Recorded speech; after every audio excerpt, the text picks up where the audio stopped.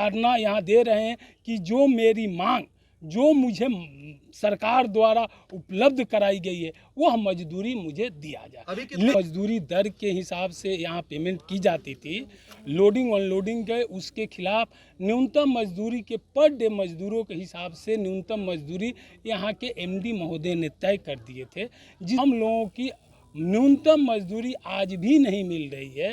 कुमार पांडे, राष्ट्रीय मजदूर कांग्रेस के संयुक्त महासचिव, फूड एंड एल्वाइड वर्कर्स का स्टेट कोऑर्डिनेटर के किस मांगों को लेकर आज धरना बैठे हुए हैं? मैं लगातार यह मामला मार्च से उठा हुआ है। मार्च में हम लोगों को मजदूरी जो न्यूनतम मजदूरी दर के हिसाब से यहाँ पेमेंट की जाती थी, लोडिंग अनलोडिंग के उसके खिलाफ न्यूनतम मजदूरी के पर डे मजदूरों के हिसाब से न्यूनतम मजदूरी यहाँ के एमडी महोदय ने तय कर दिए थे, जिसके खिलाफ हम लोग लगातार लड़ाई लड़कर आज न्यूनतम मजदूरी लोडिंग अनलोडिंग का जो प्रावधान है 11 रुपया वह लाग चुका गया है।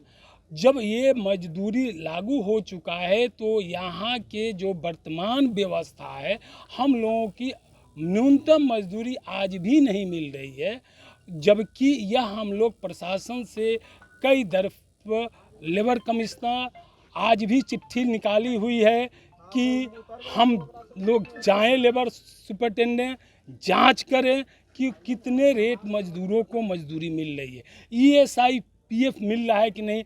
अभी फ़िलहाल चिट्ठी निकला है, उसके बावजूद हम लोग धारणा यहाँ दे रहे हैं कि जो मेरी मांग जो मुझे सरकार द्वारा उपलब्ध कराई गई है वह मजदूरी मुझे दिया जाए। अभी कितना मिल रहा है आपको? अभी हमको 3 रुपया 10 पैसे के रेट से, लेकिन जो चिट्ठी है उसमें तो 3 रुपये 73 पैसे लिखे हुए हैं। जी 373 रुपया लिखा हुआ है, लेकिन जो अगस्त तक का पेमेंट किया गया है वो 373 किया गया है और ना ही ESI PF की कटौती किया गया है।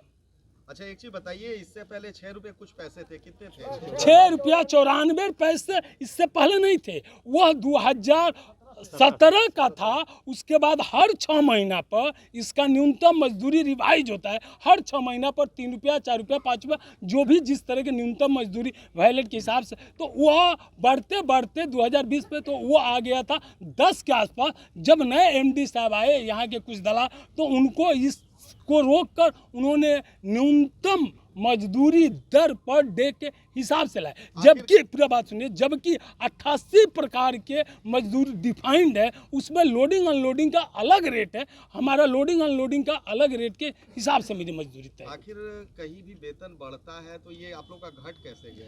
अब ये घट कैसे गया ये तो यहाँ के प्रबंधक विनय कुमार जी बताएंगे, MD साहब, और कि तब फिर क्यों लागू हुआ उसका एरियल पेमेंट भी दिए और आगे भी देने का आश्वासन किया है। लेकिन MD साहब की तो जिस तरह से समझाया गया, MD साहब फिर बैक हुए, 2 बार केंद्र से भी चिट्ठी पत्र किए, यहाँ राज्य के भी लेबर डिपार्टमेंट से चिट्ठी पत्र किए, उसके बाद उन्होंने मांगे। इसकी लड़ाई लगभग हम लोग 6 महीना लगातार कंटिन्यूअस चला है। अब क्या निर्णय आप लोग का होगा? नहीं, अब निर्णय हमारी जो सरकार की निर्णय है वही मेरी निर्णय है। सरकार MD साहब लेंगे ना आप?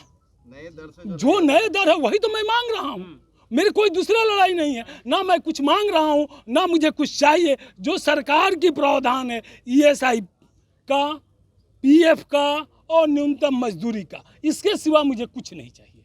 अभी जिला कार्यालय में जो आप धरना दिए हुए हैं, तो अभी किन से आप मांग कर रहे हैं? अभी यहाँ देखिए, हर जिला के जिला पर MD साहब ने इस चीज़ को मान लिए कि हम देने के लिए थे। हाँ, इसका चिट्ठी MD साहब ने निकाल दिए हैं, ये चिट्ठी विधिवत लेबर कमिश्नर के पास। लेकिन अब इसके नोडल पदाधिकारी होते हैं जिला प्रबंधक, क्योंकि इसमें आउटसोर्स एजेंसी ठेकेदारी प्रथा के माध्यम लोगों का है, लेकिन इसकी पेमेंट कराने की जवाबदेही नोडल पदाधिकारी यानी जिला प्रबंधक की होती है। जिला प्रबंधक महोदय ने अभी तक इस पर अपनी कड़ा एक्शन नहीं लिया, जबकि इस वार्ता में शुरू से अंत तक जिला प्रबंधक महोदय ने वार्ता में रहे।